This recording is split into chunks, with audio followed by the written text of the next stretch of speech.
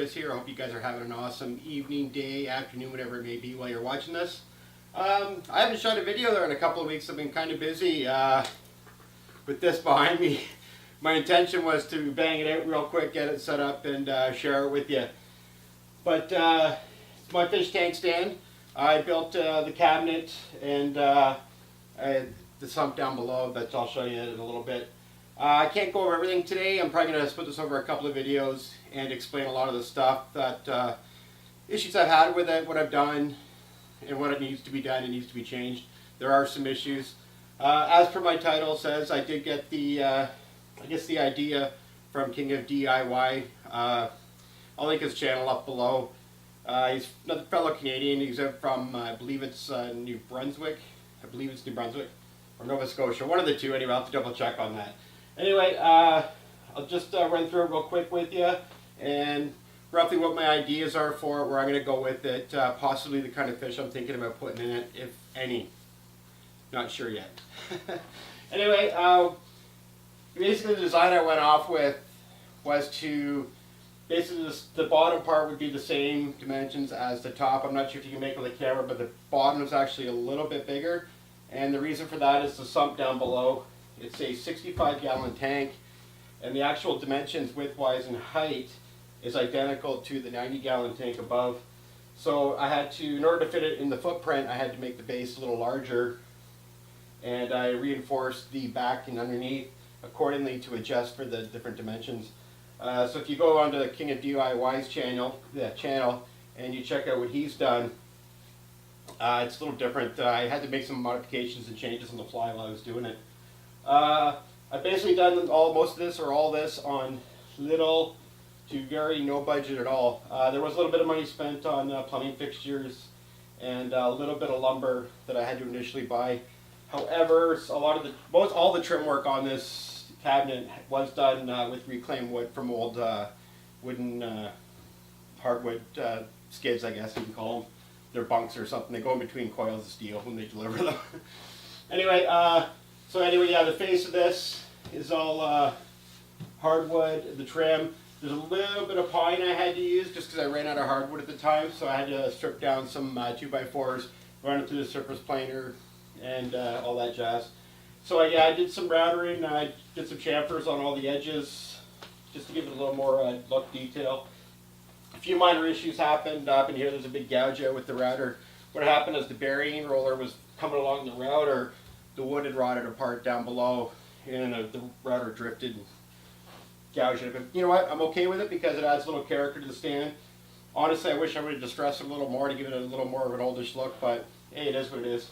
Now I did, I used urethane and then clear coated with about 5-6 cans of clear coat urethane just to protect it from the moisture and the water that'll get splashed on it throughout the time. Now, same goes with over top. I've painted it with a mold mildew resistant white paint and then again clear coated that. There's a few spots that looks like I missed and I've added some stuff after just for the plumbing and cuts out I had to do after the fact I painted it. So maybe one day I'll get around to repainting that. Again, I just used some LED light fixtures up top there. I know this looks a little precarious if you can see it, but it's actually quite stable. There's about 6 long screws in there. I just couldn't get it straight. I might have to put another board up there just to make it look a little better. But that's okay with this stand, you can't see it. That could be one of the issues I'm having. I'm not too sure if it's the lights or the tannins from the driftwood that I put in the tank. Now again, this is DIY driftwood. I did go collect it myself and treated it myself. Hot water, soaked it, basically boiling water poured over it. Soaked it in bleach and water for quite a while, just to make sure there was no bacteria or anything growing, living, still alive in it. So I wanted to make sure that was all gone. If there's anything I introduce into the tank at this point forward, I don't want any bacteria or anything that'll affect any of the fish down the road. So right now it is kind of off color, and I believe it's from the tannins. There could be a little bit of algae going on from the lights.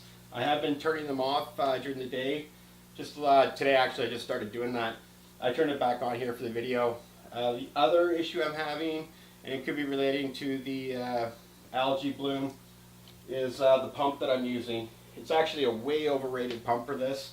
I can't remember the GPH on it. I think it's like 1,600 gallons per hour, something like that, which is completely overkill for this tank. Ideally, I'm looking probably around 600 gallons per hour for the optimal flow. It's about 6 times more than what your gallonage is. So I'm 90 gallons. I'll go a little over, play it safe, 600, 650, somewhere in there. Right now, to turn it off, it's a little noisy. You wouldn't be able to hear me at all. Maybe in the next video, I'll fire it up just so you can see it. But it comes out of the outtake over here. And I'm not too sure if you can make them out because they're black in the background. There's a 2 long PVC pipe, the weirs, for a overflow system. I didn't really want to drill into the gas tank. Not so much I didn't want to. I couldn't find a diamond drill bit unless I ordered online, so I just decided to go with the non-drilling method. And I'll go over that a little later on another video. I am pressed for time. I gotta go pick my son up at his friends, so I just want to run through this real quick, show you guys what I've done, and you know, let me know if you like it, and I'll show you a few more things. This is the process that I'm going, the things that I'm going to change. There's a bit of a plumbing I need to address. This is all, well, let me do a little backstory before I get into this. I had tanks several years ago. I probably had 6, 7, 8 tanks on the go, and you know, these two were 2 of them, and it was a lot of work. The water changes were, you know, so frequent, less amount of water losing, and you know, water changes. I didn't have any good way of doing it, so it was all buckets and carrying buckets and back and forth. You know, it was almost a full-time job every time I come from work, and to be, you know, clean the tanks, which is fine, but it was a little too much work. I was getting too many tanks, so I stopped. I packed them up, put them away. These 2 got put in safety because they were, you know, the most expensive tanks, the biggest tanks, and the other ones over the years have either been broken or gone on to better pastures. So yeah, it is plumbed back in there. I got it plumbed into our main water line right now. I got hot and cold water. I still need to finalize a drip system right now. I just got the nozzle going right into the tank. I do need to address chlorine, very much so. It could be one of the issues I'm having right now with trying to get the tank to stabilize. I need to get some, probably carbon, and I'm going to do or at least a carbon pad for filtered water. I might do a DIY on that because I have done that in the past, and they work really well. So that'll be one thing I need to address. The drip system, I still need to actually source a drip system. I'm just trying to find the drip taps. I think I might have found something that'll work, but I just need to wait for some more funds to come in to go get it. Not that it's expensive, but I don't really have a lot of money. So yeah, this is it. So right now, I think I've almost got the sticks where I want them. Sticks, whatever you want to call them, driftwood. But they are. This is my 3rd attempt at rearranging them, and let me tell you, it's a bit of a Jenga puzzle getting them in there to make them stay where they want them to stay. So a lot of them right now are still tending to float. So you know, I've got one wedged up in here to keep it down for now until it gets really saturated and starts to sink. And these big ones might take a couple, maybe a week or longer. So anyway, yeah, this is it. A lot of work went into it, a lot more than I really anticipated. I think the biggest, you know, not that it was a lot of work, I think the biggest hurdle for me was, not a hurdle, it was just time consuming, was getting the wood plane down. I'd, you know, rip it down with a saw, get it, you know, plane it, sand it, plane it, sand it, you know, do all that jazz, router it all. But other than that, it turned out pretty good. I'm quite happy with it. It's sturdy, it ain't going anywhere. A little wobbly, but it's not going to go anywhere. Yeah, that'll be it for today. Anyway, guys, sorry I haven't done a video in a while. I've been busy. Real busy.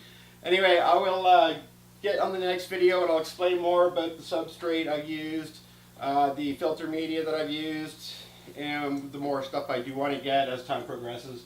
And anything I do forward and address or do next, I will bring you in on it and let you know what I've done, what I'm going to use, all that stuff. So hopefully, you know, maybe like I did, got inspired by watching King of DIY and went and did it again, get back in the hobby. Hopefully I'll do the same for you. Oh, I forgot to catch up with him. My plans. My plans are is I'm going to plant this aquarium. I'm going to do a nice bed of plants. Another reason for the substrate that I'm using. And fish, I'm kind of leaning towards African cichlids.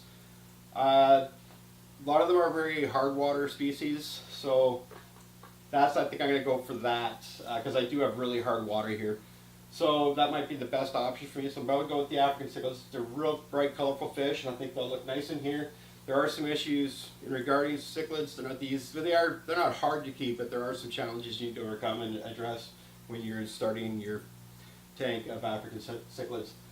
All right, guys. So that's my plan. Hopefully everything works out on that, and yeah, I can't wait to get this cycling finished. Been cycling now for a couple of weeks. Well, not this tank, but I had some of the substrate in another smaller tank cycling ahead of time while I was building this. It wasn't enough to cycle the whole thing. I've added media. I've even added more media today. Just, you know, add a little bit here, a little bit there. I've actually done a few DIY media things, and I'll show you a few more of those as I go. But there we are. Here it is. Hope you guys enjoy. Have an awesome day. Remember, guys, head down and hit subscribe. I really appreciate it. It helps me out a lot. It's been nice talking to you guys again. I haven't been behind the camera in a while, so it's nice to be back, to be honest with you. I miss doing the film work, the editing, all that stuff, and you know, I love doing the woodworking, you know, so that was another enjoyment of mine. But I really wish I would have brought you along on that. I really regret not doing that. So next time I build one, I'll bring you guys along. Have a good night, guys. Take care. Love yous all. Please stick by, hit subscribe, share, like, all that good stuff. You know the drill. Have a good one, guys.